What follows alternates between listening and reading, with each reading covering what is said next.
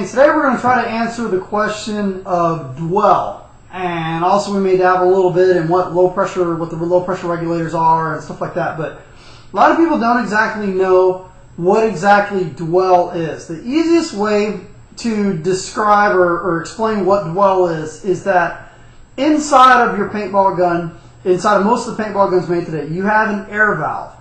And the air valve, basically what it does is it diverts the air going from one place to another for a period of time and then back to the way it came. The easiest way to describe this will be like railroad tracks, okay?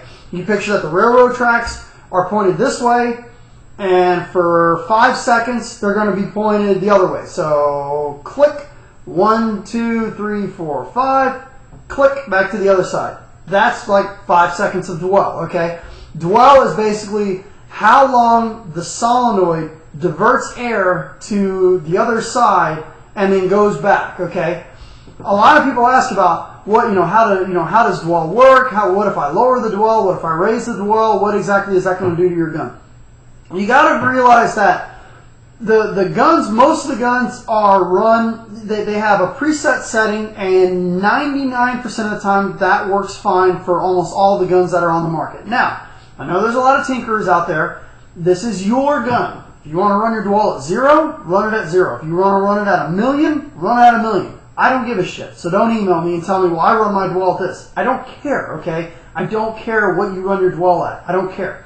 But the biggest thing you got to understand about dwell is just like that. Railroad tracks, okay? They're pointed this way, and for 2 seconds they're going to be pointed the other way. Click. Now the railroad cars are going that way. Click, and then it goes back.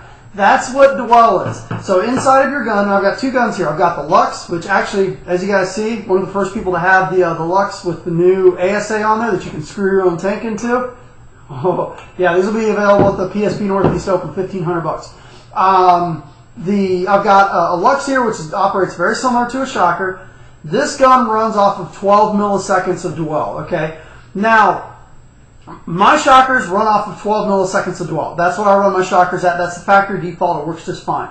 A lot of people will ask with the spool valve guns, will I get better efficiency if I lower the dwell?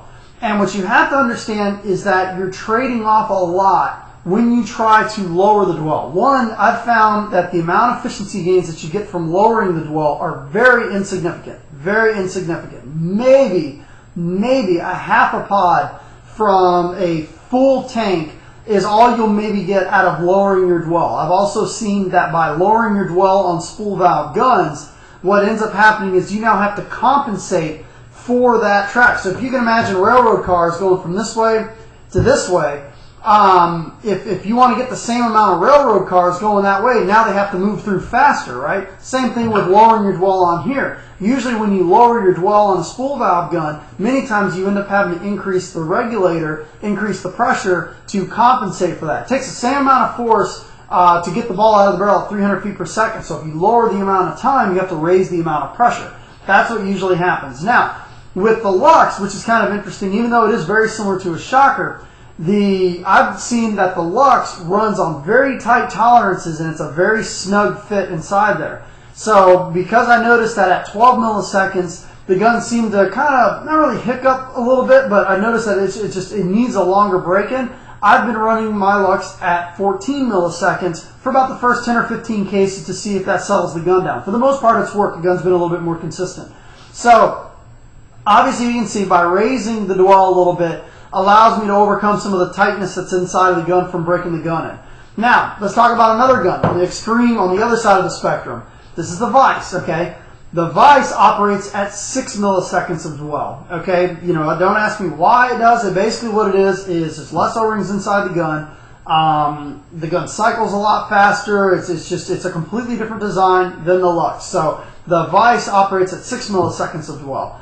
Now, right away, you'd be like, well, doesn't the Vice, the Vice operates on less dwell, is it more efficient? Well, that's not exactly the reason why. I'll get into the whole spool versus poppet valve thing a little bit later, but I wanted to talk about what exactly dwell was. Now, this gun, dwell on this gun is a lot different. It operates a lot differently than on this gun. This gun does not have a low pressure regulator. And there's quite a few guns that are out there right now that do not have a low pressure regulator. So Dwell on this gun behaves a little bit different than the poppet valve gun. But that's basically, Dwell is basically how much time the air valve turns on. Now it's measured in milliseconds, and there's 1,000 milliseconds in each second. So you got to remember that the difference in realistic time between 8 and 12 or 6 and 12 or 6 and 14 or 14 and 12, very small amount of time, but it can really change a lot of things on the gun. My personal recommendation is run the gun at the factory default setting and call it a day. By lowering the dwell on your gun, what usually is going to happen is, one, your gun's going to start shooting a lot more inconsistent. Two, you're going to sacrifice reliability. And we all know that reliability is one of the most important things with the paintball gun. Who gives a shit if you can shoot an extra 30 balls per tank fill?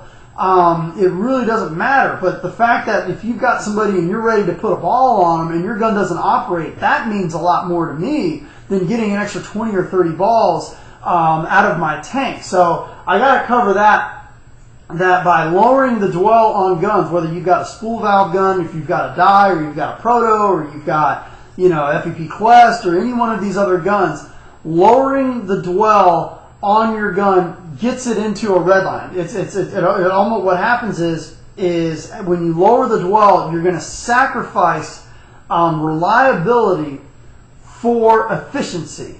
And when I'm on the field and I've got people shooting back at me, the last thing I'm worried about is like, hey, look at that. I got an extra 20 balls this time that I didn't get last time. I could care less about efficiency. Most of the guns now are pretty decently efficient, as we've already seen. So I got to put that out there in terms of dwell. Go with the factory default settings is what I recommend. Read your manual. If you do not have the manual, download it and set your gun up to that. Now, if you want to tinker with it, it's your gun. I don't care. Saw the fucking thing in half. It makes no difference to me. I don't care. But if you ask me, Mike, what should I run my dwell at? I always say the factory recommendations. Now, I will tell you something else. The Intimidators, okay? Intimidators and many of the other poppet valve guns most of them are designed to run at 8 milliseconds. A lot of them are 8 milliseconds. I think even the Eagle runs at 8 milliseconds. The Alias runs at 8 milliseconds. The Mark runs at 8 milliseconds. The Protege runs at 8 milliseconds. Most of the guns that are out there today are designed to run at 8 milliseconds.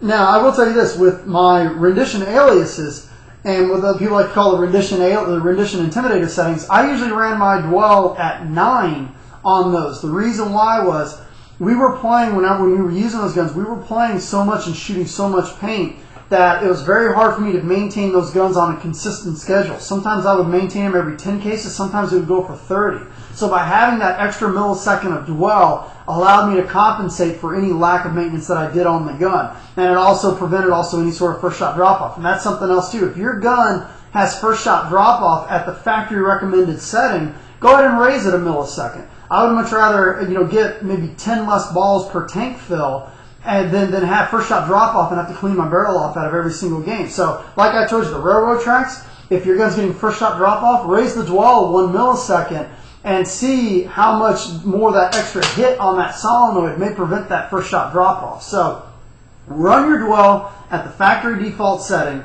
If you want to tinker with it, you can try to lower it, but you will sacrifice reliability for a little bit of efficiency. So your reliability is going to go from 100% to 50. Your efficiency is going to go from 80 to 82%. You're not going to get that much in gains.